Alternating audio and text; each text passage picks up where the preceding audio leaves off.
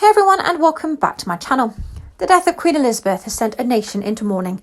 On Monday, one of the biggest state funerals in history will be held in London, with hundreds of thousands of people descending on the capital to pay their final respects to the nation's longest reigning monarch. But how much will the funeral, preparations and security cost, and who's footing the bill? Express.co.uk looks at what we know. The Queen's funeral will be the first held for a monarch since the death of her father, King George VI, more than 70 years ago, and will be the first held for a monarch in Westminster Abbey since 1760.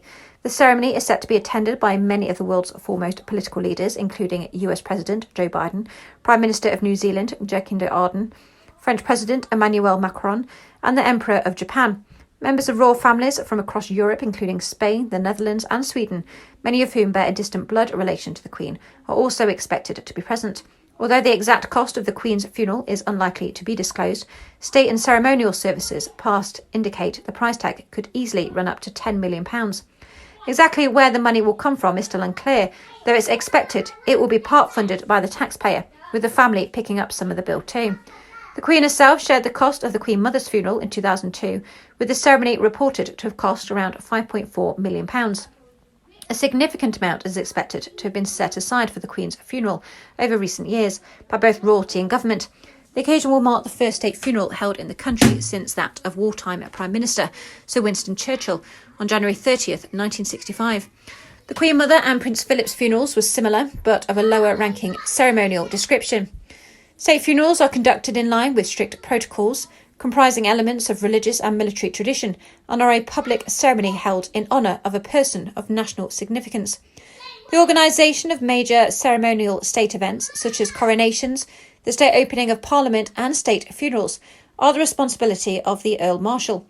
As the name implies, state funerals are funded by the state, the bill ultimately falling to the tax-paying British public. A detailed financial breakdown of the Queen's funeral proceedings is unlikely to be released in the near future, but a look back at previous events provides a good indication. Princess Diana's funeral in 1997 is estimated to have cost between £3 and £5 million. The Queen's mother's funeral in 2002 reportedly cost £5.4 million. According to a House of Commons research briefing paper, policing costs amounted to £4.3 million of this total, while her lying in state came to £825,000. Former Prime Minister Margaret Thatcher was given a ceremonial funeral in 2013 with a service at St Paul's Cathedral, attended by 2,300 people, and cost £3.6 million, according to Downing Street. The Duke of Edinburgh's funeral costs significantly less because of the coronavirus restrictions in place at the time, but also because the Duke himself decided not to lie in state. With millions of people expected to line the streets of the procession and up to 2,000 high-profile mourners attending the ceremony, security will undoubtedly make up the largest share of funeral expenses. Speaking to ITV on Friday, former Metropolitan Police Commander Bob Broadhurst said, "By the end of the week, you start to click into what will be, I would say almost certainly, the biggest security operation the country has ever seen. Practically every nation on earth is going to want to send their king, queen, prime minister or president for the funeral." The event is expected to require approximately 10,000 officers to be on duty in London alone in the run-up to the funeral, numbers not seen since the capital hosted the 2012 Olympics. Estimated costs have not been disclosed but will undoubtedly run into the millions of pounds. The Met spent almost £3.5 million on protecting the then US President Donald Trump during a 3-day visit in 2019 in an operation involving 6,300 officers, according to figures released under the Freedom of Information Act. The Queen's lying in state will continue until the early hours of the morning of her funeral, before the coffin is carried in a military procession from the Palace of Westminster to Westminster Abbey for the state funeral.